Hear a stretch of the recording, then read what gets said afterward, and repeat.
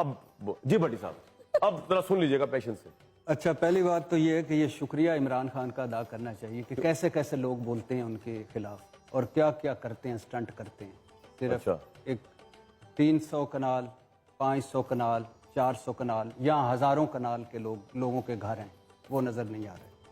دوسری بات ہے کس کا رائز ہے جو یہاں بغیر اپنی طاقت پہ ہوا ہے. بھٹو صاحب کا، سکندر مرزا، ایوب خان، ڈیڈی، اور پھر پیپلز پارٹی، اور پھر نواز شریف صاحب کا، جنرل جیلانی، ضیاء الحق، اور پھر آگے. ٹھیک. کس کا؟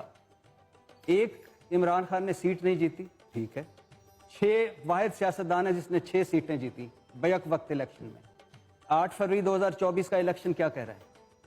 جس بندے کو ٹوٹل، جس کی پوری پارٹی کو 2400 ووٹ ملے ہیں یا 4000 ووٹ ملے ہیں، جس کو 2000 کوئی بندہ ووٹ نہیں دیتا، وہ بندہ بات کرتا ہے کہ وہ دیکھو وہ ریاست مدینہ بری بات ہے. جناب ایک بریک